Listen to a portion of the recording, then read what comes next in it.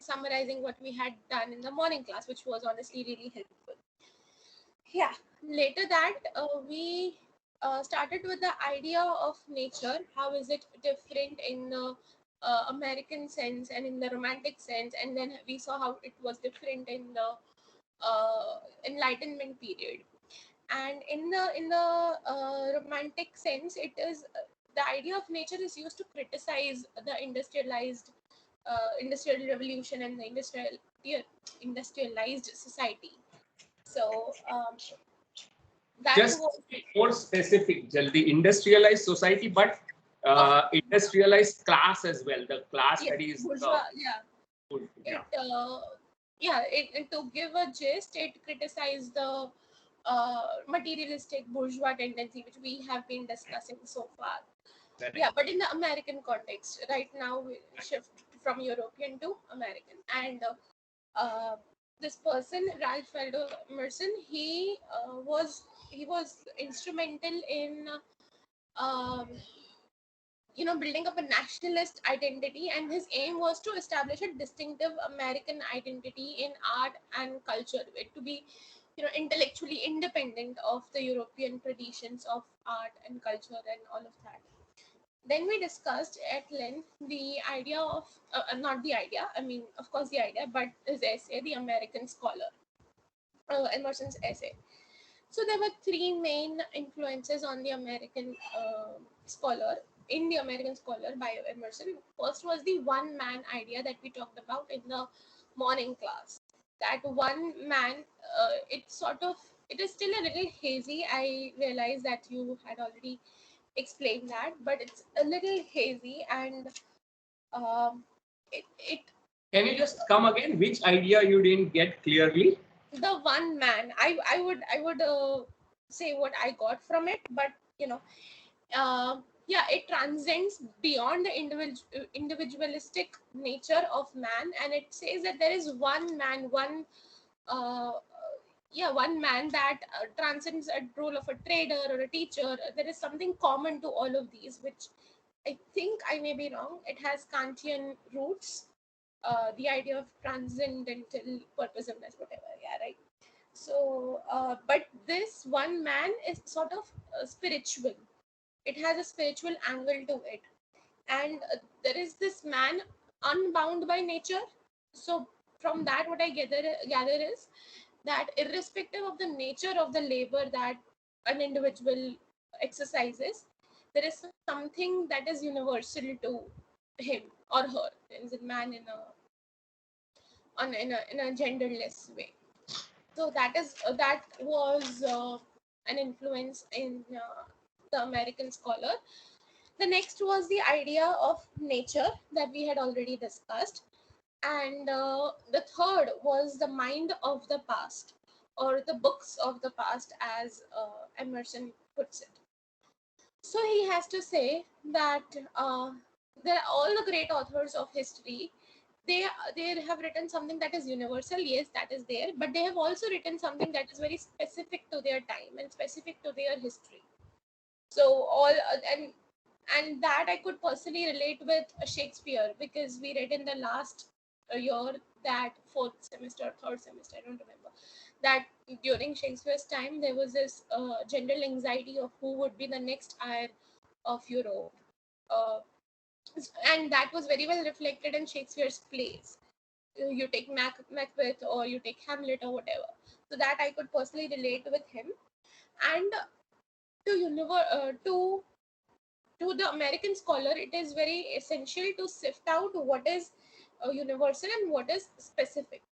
So that is where his self-reliance or his ability lies. You cannot uncritically read text from the past and you can just apply it to the present. That does not work. That would be tyrannical. Anyway, that coming to that later. And then he suggested that each era, each age should write their own books. You can't rely and you can't continue reading the older books in the way they were written, and they need to be reinterpreted every time with the changing era. And if we rely on these old books uncritically without thinking, then the accepted dogmas and prejudices will also be inculcated in our thought process, will sort of enter our thinking. And this unthinking reliance on old books will become tyrannical and will result into someone being a bookworm. And a bookworm is somebody who doesn't think, who just reads. Yes. And then there was this idea that the danger in colleges and universities is that, as we even now see, that people don't critically think. People don't, they just absorb whatever is given to them and they don't question, which is what I understood of this. They're uncritical of the books they read, and that is what leads them to sort of become bookworms. Then there was this idea of action. uh, the idea was that you know the American scholar should not just be a bookworm and read books in libraries and reproduce books from the libraries that he's already read. He should also take some action. There should be knowledge of life, and to make his thoughts ripen to truth, which seems to be the ultimate goal of poetry and all of a scholar and of a poetry, everything. So his to make his thoughts ripen to truth, he must have the knowledge of life. And although this action is secondary to the scholar, it is very essential. And he doesn't merely sit in the library; he also does some actual action work. The idea next, he should also have the idea of self trust or self reliance, which also has an influence in the Indian culture. So that is that there he should not undermine his abilities, and his freedom should not be undermined. And this was very Kantian, because uh, we reviewed the idea of reason, and tend to rely on reason instead of authorities and tradition. So the idea of reasoning was discussed, and by this, what he actually was trying to say was that you should not, that an American scholar should not rely on European traditions and currents, intellectual currents, and should develop their own, uh, intellectual thought. Then we discussed that all the philosophers in the world, they are they are representing the ideas of the one mind, which is very of the absolute. Again, that was I think uh, mentioned in Hegel. So that was discussed. Then we discussed that Emerson has some realist tendencies as well. That he also emphasizes the local, regional, and commonplace.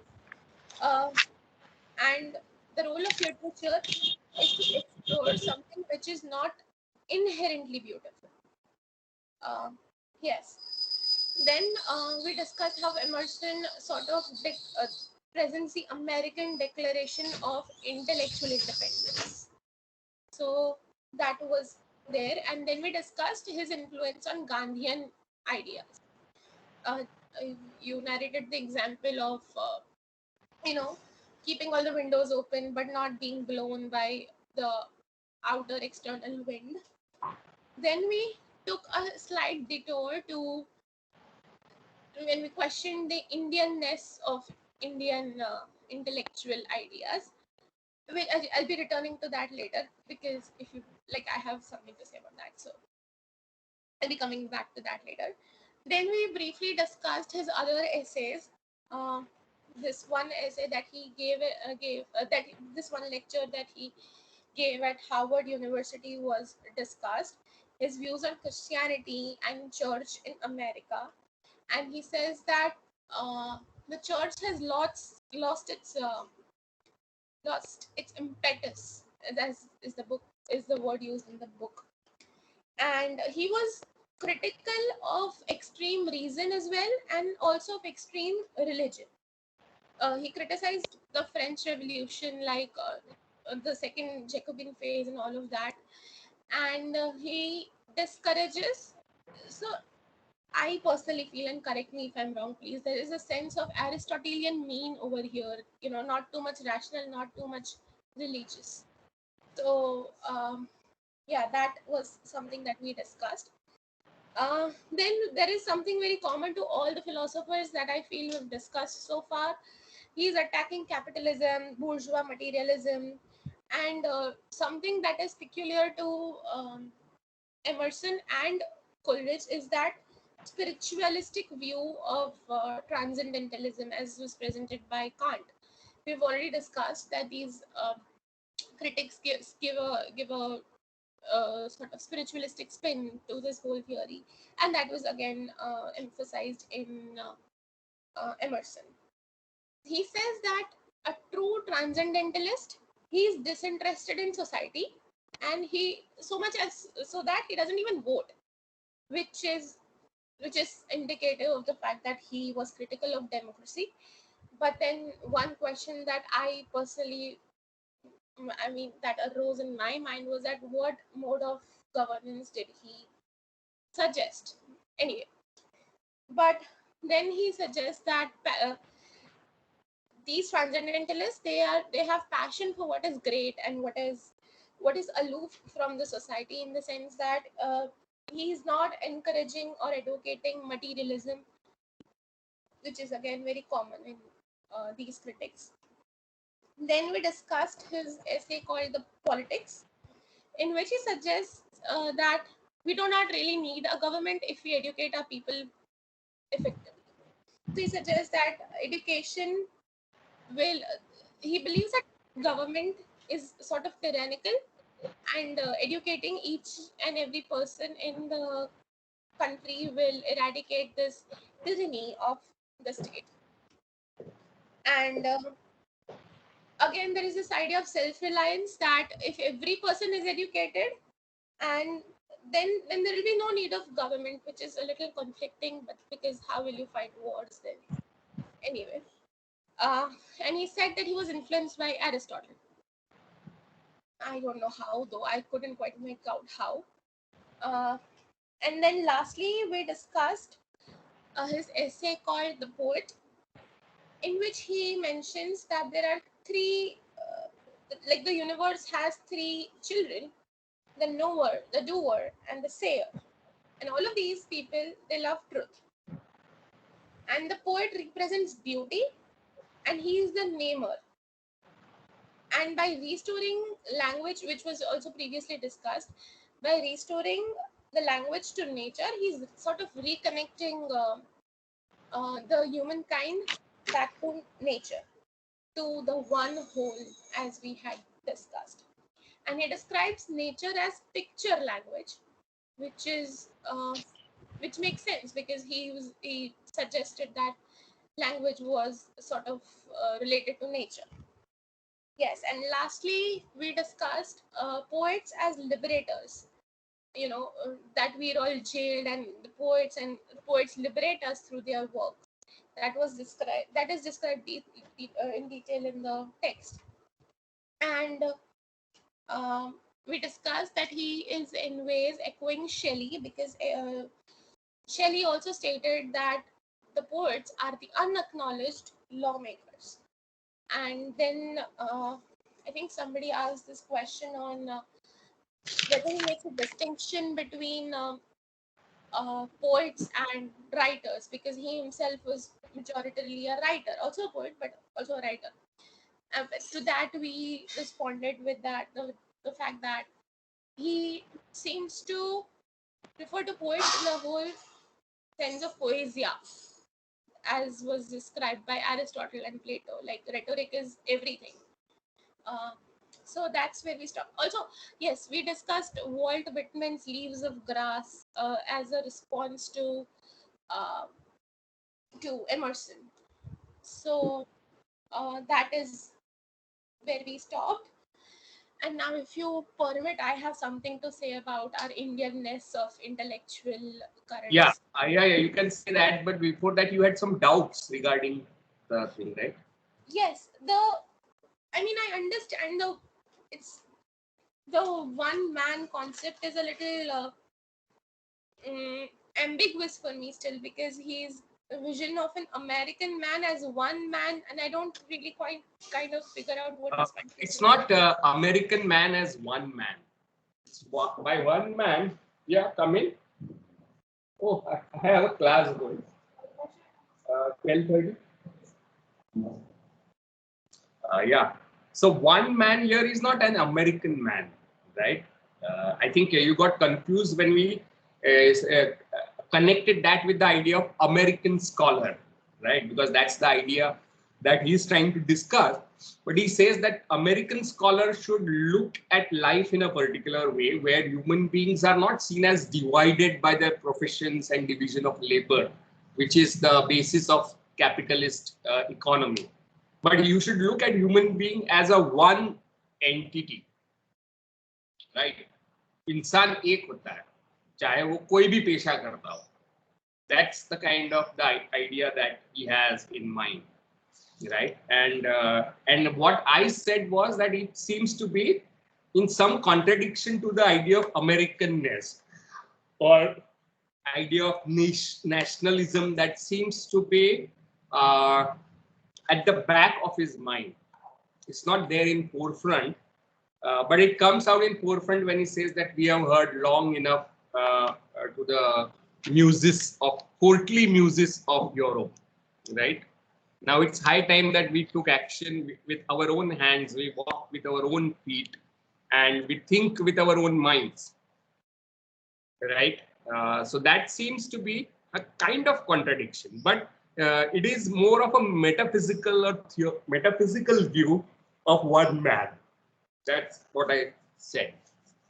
Does that help you to clarify Yes. for your? Hmm. So the ideas of Plotinus sort of echo. Hmm, hmm, Okay. hmm. So it sits in some tension with the Yeah. nationalistic impulse. Yeah. Yes. Okay. And what was your other question?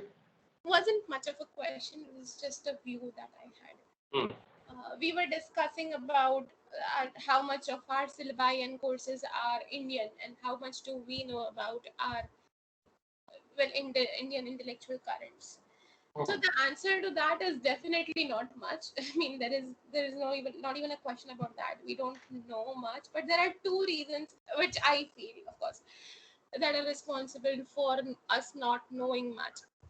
And you talked about subtractive bilingualism. Yes, that is totally agreed. And I'm sorry for bringing this up right now. I couldn't. Anyway, yeah. So the first one is that because of the vastness and the richness of our lingual variety, there is a lot to incorporate and integrate, and nobody by far has, there are so many undiscovered talents. We might not even know how many critical there in regional languages, like for example Garhwali, all of these languages. There is no sort. It's a huge, humongous task, and I'm not aware, but I don't. Okay, I would not make a statement on that. But so because of this vastness of lingual variety available in literary as well as critical domains, this is this is one of the reason why we aren't exactly aware of uh, Indian traditions of intellect. No, I And completely agree about vastness and diversity of linguistic and cultural scenario on Indian subcontinent, right? I completely agree. But then I would also ask, how about your first languages then? उतना तो जानते होंगे ना आप गढ़वाली या आप you may not know about Malayalam tradition or you may not know much about say for example northeastern cultural traditions. But how about your first languages? उसका कितना पता होता है? हाँ sir, I'm All of coming. us know at least three languages, right? At least three languages. Hindi, your first language, and English. At least three. Many of you may also know four. Yes sir, Five. I'm Yeah. coming to that. But yes, first of all, that being said, it is I find it on an individual level, this is really sad that we don't even know about our roots. It's sort of shameful to me. Anyway, uh, So I think we need to do something about it than just feeling bad about it, right? Yes, no. So the idea of subtractive bilingualism that you presented last time, that And again, my idea is not to make you feel guilty so much as to point out how yes, our education make us system aware of. is damaging language ecology in which we are brought, and all of us are victims of that. So it's not that I'm not trying to make you feel bad about not knowing about other traditions, right? Yes, and but the idea is that we have always been taught in English. We have always, it's sort of inculcated in our daily lives, and I mean, personally, I till like what 8, 9, 10 standard, I never thought of Gujarati literature. Although I had studied Gujarati literature in my primary years, but I never even, as a child, you don't think of this. Takes critical thinking.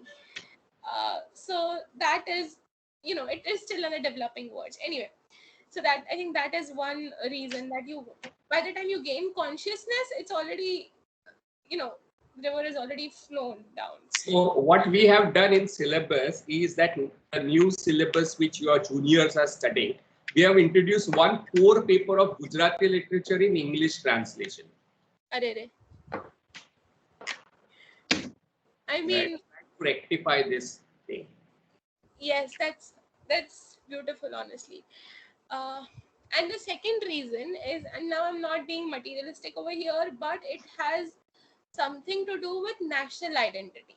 And when I say national identity, honestly, post independence, our economy has never been at par with the other nations. Like, we talk about what America is doing great, like economically, even today, or It's Europe, so to of speak. the food chain even today. So, America is at the top of the food chain. so as as Indians, we have always been the borrowers. So, uh, there is a sense of, and I'm sure, of course, then one might argue that it is not, if not everybody is aware of these facts, considering, but there are so many primitive issues in India that have not been resolved, in which, I mean, I think you might agree when I say that literature is still but a luxury. So, um, सबसे पहले what would people ask for? Roti kapda makan is the basic. Then you go to this aesthetic levels where you are, aware of other things. And I think Jaldi, that is a myth. People who don't have roti kapda or makan have literature. Do you know that? It's not literature like the one you study on a printed page. It's their traditions of singing, it's their tradition of telling stories, it's their traditions of telling mythological stories, right? So idea of literature as a printed word needs to be opened up when we come to Indian context, and we'll find that large amount of literary practices are oral and performative and theatrical. So the uneducated people struggling to make their two ends meet would have knowledges of storytelling traditions and singing and poetry, and they would have epics. For example, certain Adivasi tribes like Bhils have Mahabharat in the Bhili language, which is available on maybe Amazon or so. Bhili Mahabharat and Bhili Ramayana. Yes. So the Ramayana and Mahabharat traditions are performative. They are sung at the time of rituals. The problem arises only with middle class, for which literature is a printed word, something to be studied in the classroom, right? And that is where people get bored of it and move away from the artistic tradition that exists on this subcontinent. So I also see that education system damages a lot of cultural ecology on this subcontinent. Which is again, What issues are, right? These are extremely important for us. Yes, and if you look at it, the education system is also European imposed. Like it's not something that we had gurukuls and all of that. We don't see that anymore. Now the problem with this Gurukul thing is that it was only limited to certain castes. Yes, 80% of Indian society did not have access to this Gurukul traditions, right? And very often, if you look at our mythological literature, you will find it is the princes who go to Gurukuls, right? yes, yes. So what about ordinary people So, and so who are not, who don't belong to first three privileged castes? So for them, it was largely learning the trade, apprenticeship, and little bit of literacies that they could get. So Gurukul was a highly elitist organization which was limited to the people who were twice born, and such kind of people are in a numerical minority but political majority in our country. What do you make of this phrase? Numerical minorities but political majorities. that's a complicated question to start with. Yeah. But yes, I get what you're trying to imply. But यहाँ तो वही problem यही ना, we have our problems to solve of casteism and all of that, you know, and Yeah. plus European problems भी है, so it's we got the whole package. Anyway, this was something that I have to share, and I Thanks for sharing his views. And Stavan has something to say about anarchism. Anarchism किसके बारे में कह रहे हो Stavan?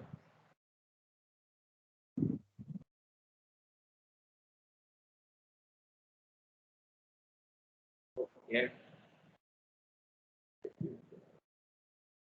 Yeah, so I think what Stavan is saying may be connected to Jaldi's question here regarding what is Emerson's politics and how does he mean, what does he mean when he said we don't need state if people are properly educated, right? They will govern themselves. Now, this is anarchism. So, right, you are very right, Stavan. That is his politics. It's some form of anarchism, right? So people will need no laws. वो खुद ही पालन करेंगे. Now that's highly idealistic view, right? But sir, what if like somebody declares a war on America? What would like how there will be no sense of unity, na then?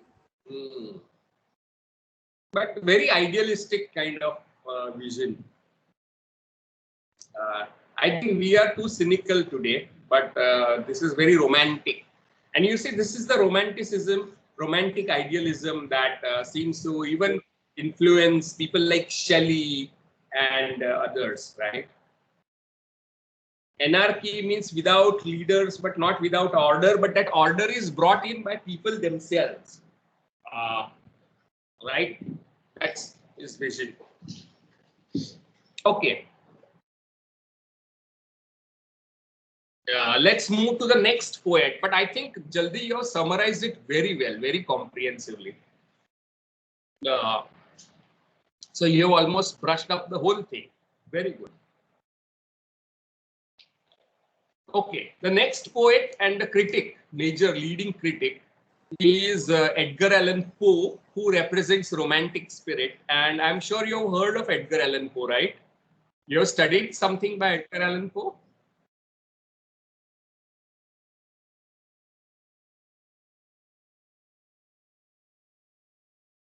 I think which is the best form of governance and politics का अभी issue बाजू में रखते हैं और Edgar Allan Poe पे जाते हैं because these issues I don't have simple answers and behind my back I always hear times winger chariot hurrying near, one horse is mid-sem test and the other horse is end-sem test. Okay. Edgar Allan Poe. Have you heard about Edgar Allan Poe? And what have you heard? Telltale Heart. Okay. That is his famous story, right?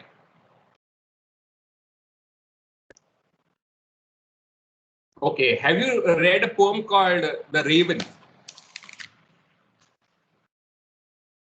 Raven.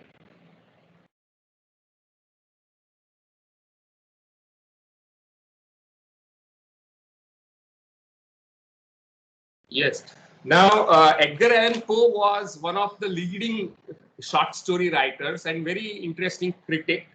And he invented certain genres like kind of horror, short fiction, right? Something resembling Gothic in American fiction. So he is inventor of horror.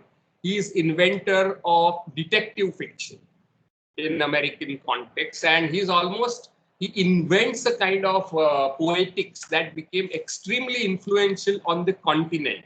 Now you can see that America was at the receiving end of ideas. Now with Poe, they are exporting genres and ideas, and Poe's ideas became extremely influential because of another very famous French poet called Charles Baudelaire, whom we'll be discussing in the next unit. And the symbolist movement, the French poets like Mallarmé and others were deeply influenced by Poe's dark vision of life, right? And some of his most famous short stories are The Black Cat, The Fall of the House of Usher, The Cask of Amontillado, and his poems are To Helen, Israfel, The City in the Sea, The Haunted Palace. And his poem, The Raven, is probably one of the most famous American poems, along with Leaves of Grass. Uh, and his lifespan, if you can see, is very short. He died in his 40, 1809 to 1849, and he led a kind of life which can be classified as bohemian or very non-conformist life, dropping out of universities, drinking himself to death almost. And he suffered from psychological ailments, and he used that for his fiction to terrific effects. So his fiction embody his depression and paranoia, and thus establishes a genre of gothic or horror in American tradition, uh, which the latest follower of Poe would be somebody called Stephen King. I don't know if you have heard of him. But right now we are not discussing that. We are discussing his ideas of criticism and some of his essays, like The Philosophy of Composition, written in 1846, 3 years before his death. And the poetic principle are very important to understand American poetics. And those who are interested in Poe can, as I mentioned, look up a film called The Raven, which is a fictional detective-like fictional recreation of his biography, fictional biography, of course, based on his poem called The Raven. Why we are discussing this about this poem a bit is because he draws upon his own.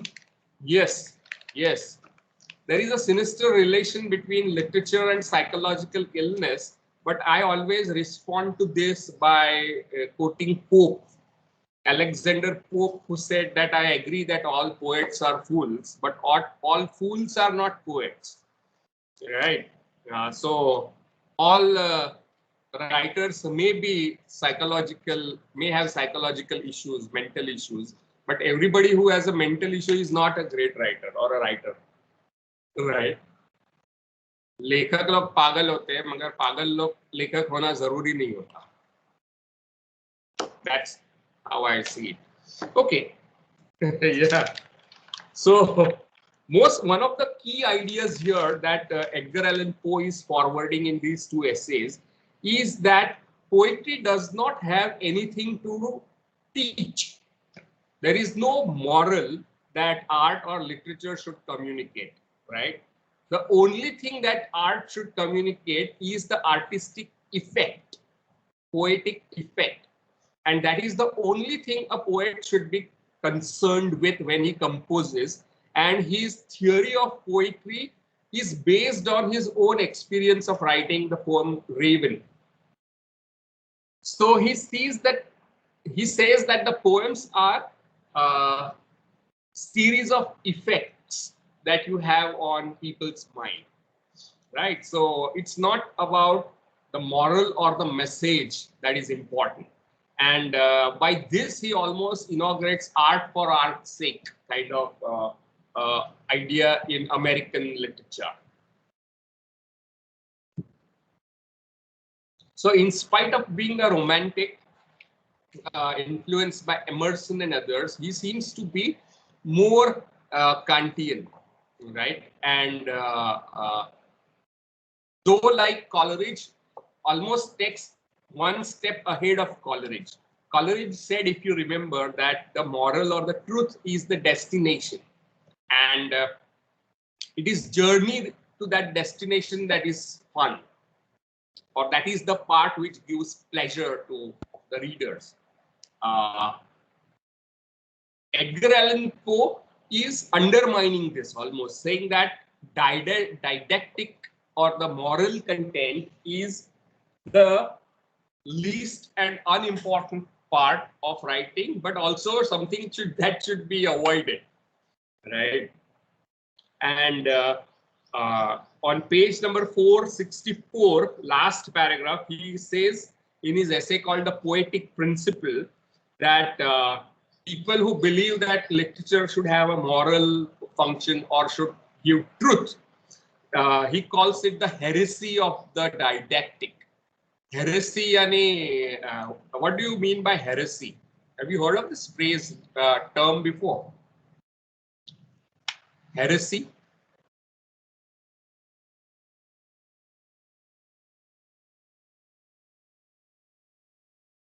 Yeah. Heresy means what?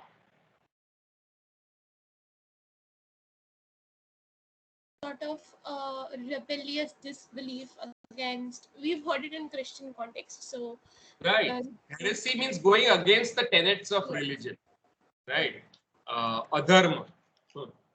So, didactic blasphemy, right?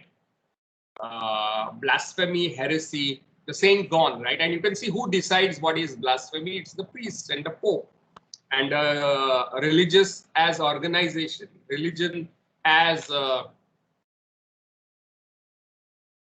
syndicate that decides what is blasphemy or heresy. And Inquisition was the Christian church that Saint Gowan was probably had to face, Galileo had to face. But for Poe, the religion of art is aesthetic pleasure, right? It's the function of art is to be art. It does not have any, and considering that art should have a moral function, for him is heresy. It goes against the basic tenets of dharma of art, right? And that's a poem which is a poem and nothing more. This poem written solely for the poem's sake. And on the second paragraph of 464, he says, beauty is the sole legitimate province of the poem. That pleasure which is at once the most intense, most elevating, and most pure is, I believe, found in contemplation of the beautiful. And beauty is not a quality of something, but an effect, an intense and pure elevation of soul, not of intellect or of heart, right? So aesthetic effect, aesthetic is not a property of the object, but the effect not on mind, not on our emotions, but on our soul. That is his argument. And beauty, not truth, not emotions, nor goodness, is the peculiar province of poetry. And when you say these things, it allows you certain freedom to go into those domains which are not moral. Yes, does resemble Longinus, but he is not so much talking about sublime. He's talking here about beautiful itself, right? For Longinus, it is the sublime which is elevation of soul or transport of soul, right? Uh, and you can see that For Kant, beauty was a mode of appreciation on the part of the subject. For Poe, it is a response caused in the reader or listener by the literary object. And that is what he is trying to say. He goes even beyond Kant and saying that it is not just about the faculty of knowing. And Kant was talking about poetry or art appealing to emotions, right? But Poe goes beyond and says that it appeals to our soul. And soul is a metaphysical idea. Another idea that he seems to be forwarding is that poetry is fundamentally lyrical and short. Long poem, according to him, does not exist. So poem like Paradise Lost is mostly prose with some poetic elements. And he says that poetry is the most condensed expression of artistic effects. And that's why long poem is not possible. And he says that poem should be brief, but not very brief. It should not be very long also. If you look at Raven, then it is quite long. It's not very short like small lyrics by Wordsworth that you have studied. It cannot be improperly brief. Second last paragraph, 464. On 465, he has another very interesting idea, which seems to be translation of Kant. And when I say translation, I use word anuvad. Anuvad is reiteration, फिर से कहना, restating something, right? Anu means after, vad means statement. So here he is almost making anuvad of Kant by saying that Kant is, he says that mind has three aspects: pure intellect, taste, and moral sense, all of them connected to each other. But poetry appeals only to taste primarily, rather than to intellect, right, or to morals. And this kind of trifurcation of taste or mind resembles Kant's trifurcation of critique of pure reason, critique of practical reason, which is the domain of ethics, and critique of aesthetic judgment, right? So Kant has trifurcated how human beings get knowledge. So rationality or reason, transcendental faculty of reason is operative in all the three faculties. Scientific faculty, we can use that term, or philosophical faculty. The second faculty is the ethical faculty, practical reason, and the third is the aesthetic. And the aesthetic faculty, being distinct from scientific and ethical, is autonomous, right? So this is the autonomy of art that Kant is talking about, and Poe reiterates this idea in his idea of taste. And Hegel, if you remember, agrees with Kant on these terms. And while for Hegel, autonomy of art is connected with freedom that rationality has made available, right? Hegel keeps on insisting that rationality is freedom all the time. Okay. And these ideas, he says that poetry should not be realistic and mere copying or imitating the beauties that lie before us. Rather, poetry is wild effort to reach the beauty alone, to attain the portion of that loveliness whose very elements perhaps appertain to eternity alone. It is the struggle to apprehend the supernal loveliness. That's what he says here on page 465, second paragraph.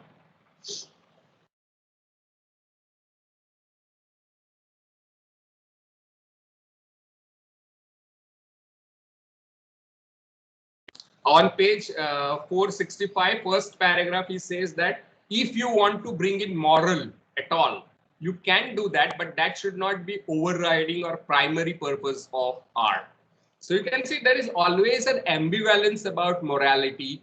That so the idea of autonomy of literature, people make claims और बाद में थोड़े से फिर जाते हैं, right? They say, oh, you can admit moral, but then it's the beauty that is important. Yes, poetry tells you truth, says Coleridge, but that is the destination. That is not something that is enjoyable. It is the journey that you take that is enjoyable. And Poe defines poetic principle.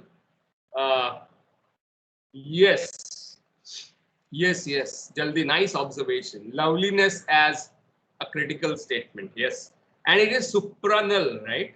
Supernal means something that transcends the ordinary, right?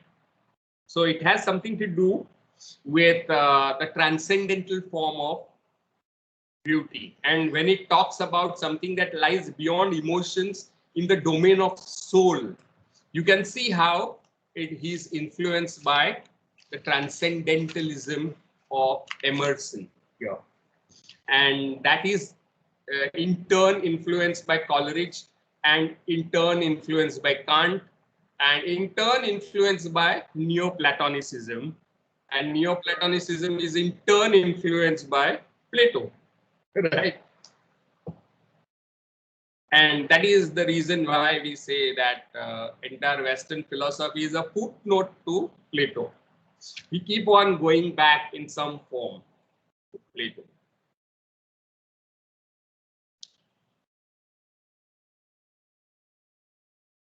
So poetic principle is human aspiration for supernal beauty, a quest for excitement of the soul that is distinct from the intoxication of the heart or satisfaction of reason. Last paragraph of 465. Truth may be instrumental in this quest as much as it leads us to perceive a harmony where none was apparent before.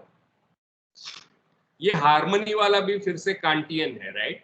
Harmony between the nature and the subject, which is found in the purposiveness, idea of purposiveness. So you can see how heavily Kantian he is. He is probably most Kantian of American thinkers, I think.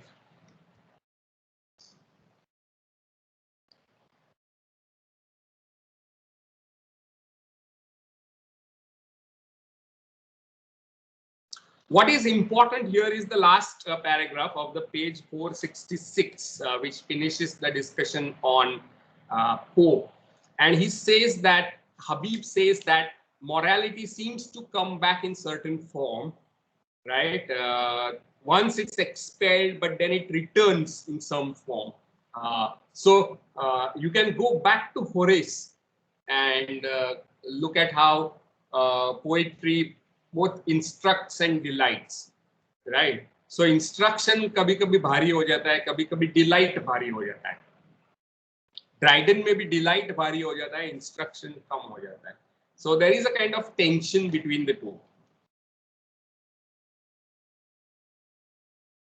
It's like, and I feel it's more like a spectrum, right? Where on one hand is absolute pleasure and is art is solely for art's sake and aesthetic impact. On the other hand, there is art as solely having moral function.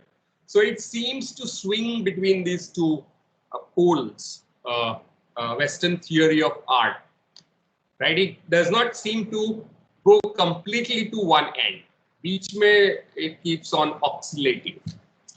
Last sentence by Habib is very important. Art is seen as salvific, displacing the function of religion in serving our guide to world beyond. And that is very important. This will become one of the cornerstones of the next unit. What is happening here as that we move to the second half of 19th century, science starts overriding religion. And I don't know if you are studying something by Matthew Arnold. Have you read his poems like Dover Beach or something, where the crisis between... Yes, Plotinus, Neoplatonism. आता ही है ना. And Jaldi, your comment about Aristotelian golden mean in Emerson is also well taken, but that is your research and finding. It is your insight.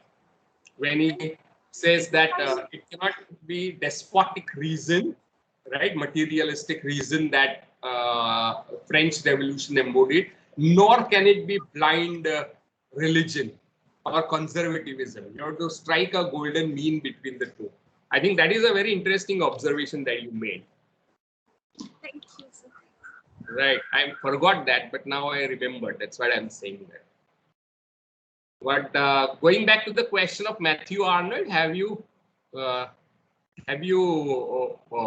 has anyone read something by? Are you studying Matthew Arnold at some point?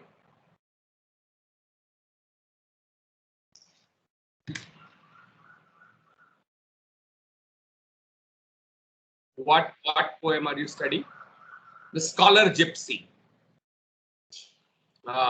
In Matthew Arnold, we find the tension between religion and science, right? Which becomes a hallmark of Victorian crisis, of Victorian society. Whether to believe in religion or whether to believe in science, especially after publication of a book called Origin of Species. And the book, The Origin of Species, was written by a person called Charles Darwin. And Darwin did not set out to attack Christianity. His primary end was to research how various kinds of species evolved, or why are there hundreds and thousands of kinds of forms of life. इतनी life में diversity क्यों है? Right? He was examining that, trying to come up with an answer to that question about why is there so much diversity? How does a particular species evolve? Right? Where do these species come from? And that led him to look at, he discovered fossils, right? And he traveled widely and discovered that an animal of same species on two sides of island would have very different characteristics, right? And all these observations, Church attacked him, but he was not primarily interested in proposing atheism. वो नास्तिकता का पुरस्कार करने के लिए निकला ही नहीं था. He was looking for his answers to these questions like, why is there diversity of life, flora, fauna? Why does same species on different geographical terrains have different characteristics? What do these fossils mean? Right, and keeping that in view, he developed his own theory, which explains how various kinds of species originate.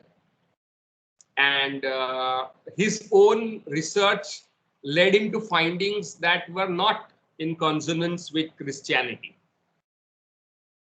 And that is why Christianity attacked him. So Darwin was not a radical political reformer kind of नास्तिकता का प्रचार करो, ऐसे नहीं है. He started out with research and his findings did not match with that of church's central belief that man was created by God in his own image, and out of his rib came Eve. Right? These are the basics of Christianity. And if you don't accept that, you are going to be in trouble. And his findings were like human beings and apes have so much similarity that they have come from a common ancestor. Right? He never said that man has evolved from monkeys. That is one of the stupid understandings of evolution that enemies of Darwin try to promote. He simply said that human beings and apes and monkeys have a common ancestor, because And modern science confirms that, because 99.9% of genetic material in a chimpanzee and human beings are similar. Right? So if you have similarities in two species, it means that they have a common ancestor. So maybe 1 million years ago, or 1 lakh years ago, there was a bifurcation between these species. And you have fossils as evidence for that. Now, all that became very, very disturbing to Western bourgeoisie, right? Who were undecided whether to follow tenets of Christianity or to follow science, right? Because science has caused industrial revolution, which amplifies, which goes uh, almost becomes one of the most powerful historical development in the history of mankind. So industrial revolution became so powerful that it dictated geopolitics. And you can see how uh, English traders who had come here to trade spices in India through East India Company, they started thinking that now we have to look at India as a market for our goods that are mass produced in our factories, especially textile and cloth. So they would take raw materials from the colony and sell their cloth in India. And as the consequence, the economy in India was destroyed, which was largely non-industrial, but a kind of industry which is largely cottage industries. Uh, People are manually working. So a cloth would be produced by one person, would produce one cloth in 2 days. In Manchester, one cloth would be made in 1 second, right? So that destroyed the Indian economy. And industrial revolution was forced upon us by colonial masters. So industrialism and colonialism went hand in hand. And East India Company was whose sole power over Indian subcontinent was taken away after the rise of Sipais against East India Company in 1857. I'm sure you've heard of that, right? So in 1857, because of this, according to some people, first war of independence, according to some people, a Sipai mutiny, uh, Queen Victoria became the Queen of India, right? So now we are looking at the Victorian period in Britain, also Victorian period in India, right? And we are looking at European and American developments, especially in the field of fiction. They would turn towards something called realism, would become the predominant mode of artistic expression. And in poetry, you will have something like symbolism, which is a kind of continuation of romantic aesthetics. So romanticism continued to be the most powerful uh, form of poetics till the beginning of 20th century, where T.S. Eliot would launch a kind of attack on romanticism in 1920s. Till then, it is overriding in Europe. And some of the ways in which romanticism became predominant in Europe is through a movement called symbolism. And you will find similarities in symbolist movement with what Coleridge and what Emerson has said, right? So this is what we are going to study in the next unit. So with this, we come to the end of the first unit. We are not going to study Romanticism in Germany and France because we don't have that much time on our hand. Any questions? Anything that you have to say?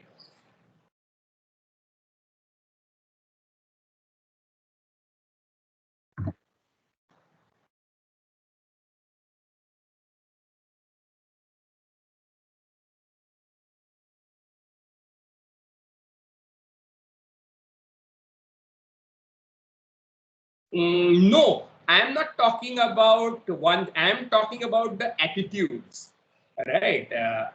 Digvijay, attitude for art's sake would swing to extreme in, say, for example, people like Oscar Wilde, which we'll take up in the next unit.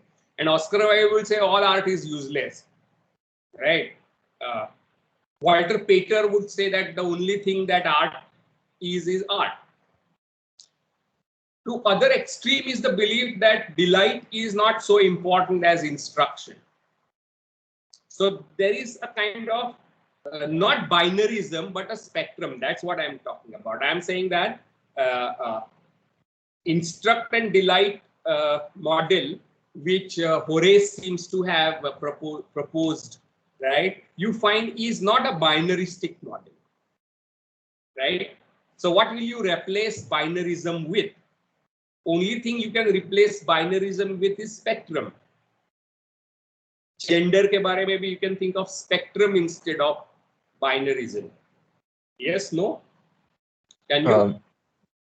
So Sir, but spectrum is for me a kind of uh, Edgar Allan तो कह रहा है कि सबसे important pleasure है, pleasure है, pleasure है, फिर भी बाद में कहता है हाँ you can bring in morals, ऐसे means he is not discarding ethics.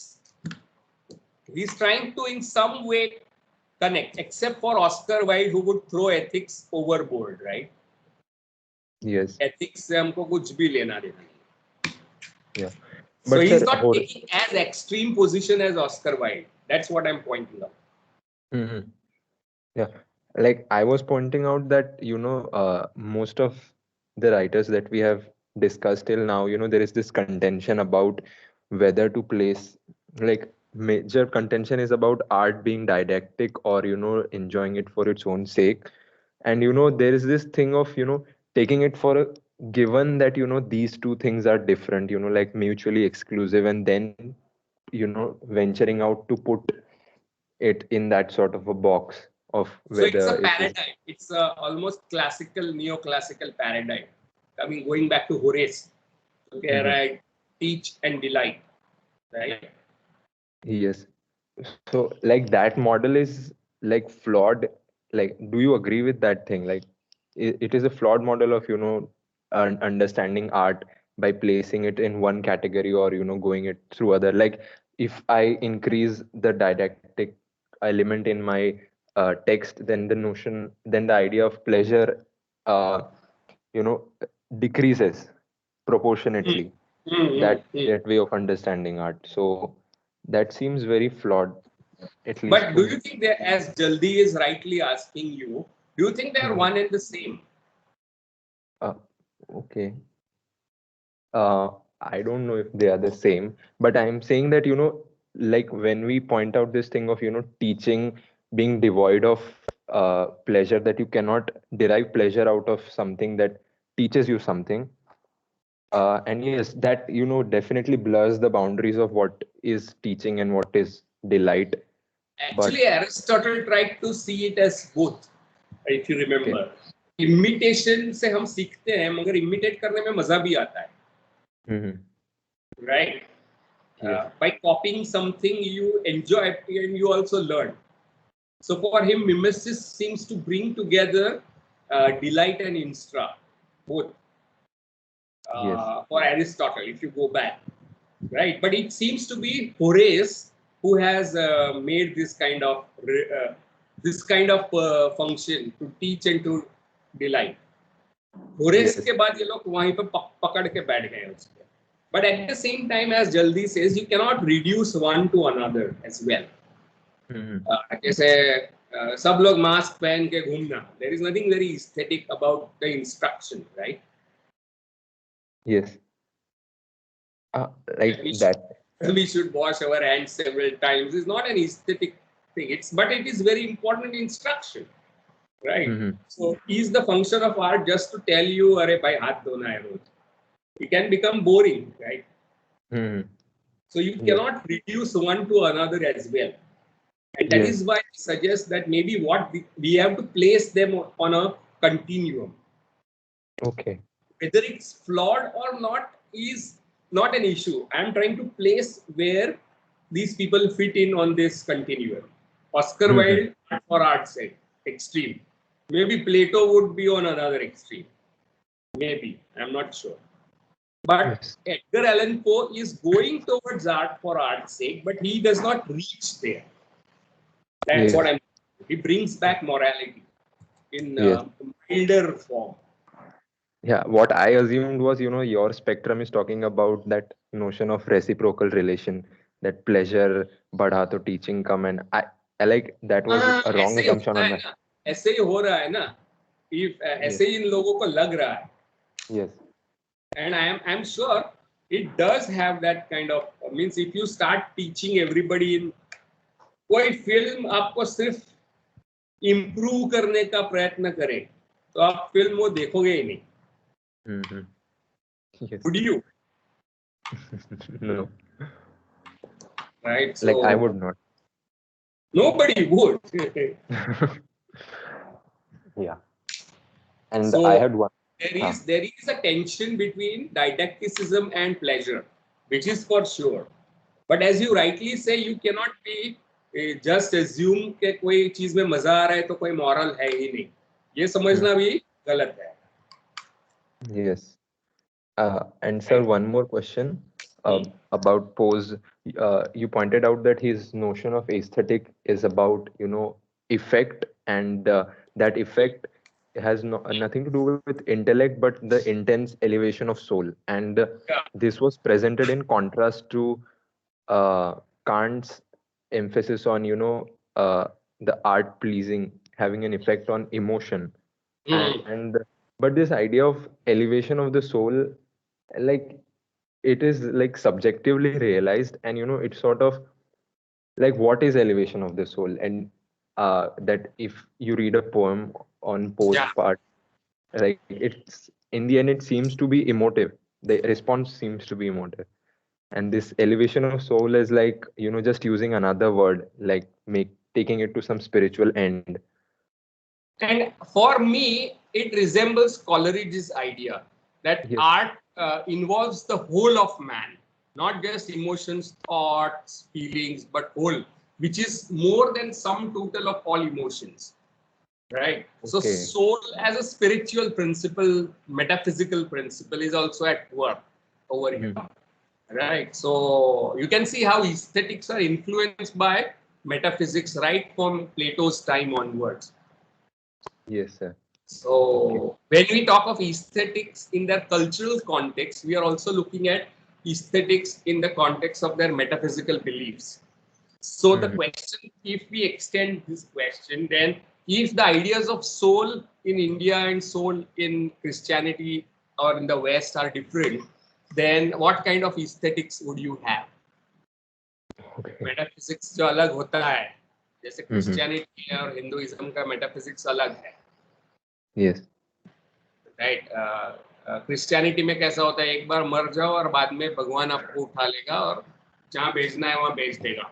Next semester में जाओगे या हेल में जाके सड़ोगे, राइट. इंडिया में तो आप कितनी भी रीटेस्ट एमएसयू जैसा है इंडिया में, तो कितनी भी बार आप रीटेस्ट दे सकते हो. Mercy trial, mercy trial, mercy. How many times? Lakhs of times. Mhm. So our metaphysics are so different, so our ethics will also be so different, right? Yes. Yes. And then what these would be questions of art would be very interesting thing for us to speculate. Yes, sir. Okay. Because we started out with a comparative perspective right now. Mhm. Yes, yes. All right, sir. Good, good. Any questions? Anyone else? We will meet at 2:45 today. We'll start the next unit. And there was a question जो आगे आ गया कि class आपका है, 4:17 का ये why didn't you tell me yesterday? Because I think it is Saloni who points it out. Yeah, So yesterday you didn't tell us the time. I did. You can look up the chat if you want. Oh yes, जल्दी ने फिर type भी you किया have था written उसमें, I that think. thing. आपने देखा नहीं होगा. जल्दी ने टाइप भी किया है ना वहाँ पे. Yeah, I Look, would have missed it then. And you because in the beginning of the class also, and still nobody pointed it out. So so that which time class we do have you have? done there Which four class is seven it? चलता थी On ma'am. Saturday? At till what time will it be? 2:40 to 3:40. 3:40 तक है. Okay. और उसके पहले कोई class है? So yeah, that's the thing. That on Thursday, Friday, Saturday, we have classes starting from. Yeah, we have the 10 to 11 slot empty. 11:30 to 12:30 we have a class. Then 1:10 to 2:10. Then 2:40 to 3:40, and then 4 to 5. No, I am asking 1:10 to 2:10 क्या है? 4:20 class. And from 2:40 to 3:40. Then Dikta ma'am's class. Yes, Dikta forgot. So 10 to 11 is a vacant time slot? No, sir, we have Dikta ma'am's class then. तो So कोई we भी can either slot have it. We can either have it before 10 or after 5. after 5 or before 10. Or if we make it Monday. No, Monday you have some other test, right? Or you don't? No, that got cancelled, sir, on 12th. अच्छा, So अच्छा. that was the second test, so. Okay. That is cancelled? Yes, sir. That means it is postponed on some other day. No, it is cancelled. No, it is cancelled. Acha. So we can have our test on 12th then. Yes, sir, very much. That would be great, honestly. We will get extra day to study. Yeah, we'll get some time because we have exams tomorrow, starting from tomorrow. Okay. Like 7, 8, 9, and then 10th would be yours. So. Right. So on 12th, 2:30 to this 2:45 to 3:45. Okay, sir, fine. Yeah. So our test is rescheduled. 12th, right? Can it please begin by 3, not 2:45? Why? You have another class? No, sir, not another class. Just I mean, I have my last interview that day. It begins at. I mean, I'm not sure if it would end. So if it can begin by 3, because I really want to give it with others. नहीं, तेरी exam कब खत्म होगी तितिक्षा? So 3 o'clock तक तो हो ही जाएगा. I'm hoping. Sure? I'm not sure, sir, but मतलब हो जाना चाहिए. इतना लंबा नहीं होगा. Okay. So we'll start at 3. Thank you so much, sir. Thank you. नहीं, 1.5 घंटा नहीं दूंगा क्योंकि एक ही पैराग्राफ लिखना है. 4 पैराग्राफ का आंसर यानी एक side of paper at the most. आधा 1.5 शीट ऑफ फुल स्केप से ज्यादा तो नहीं होगा. तो उसके लिए आपको 1.5 घंटा क्यों चाहिए, है ना?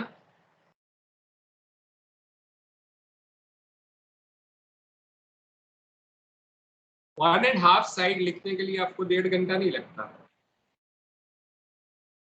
एंड 5 MCQ के लिए नहीं. But if you look at the usual timings of test, then and last time in your SEM 5, all of you appeared.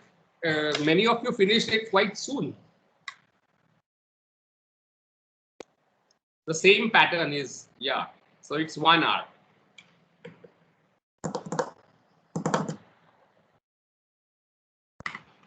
Okay, so 12th, 3 to 4.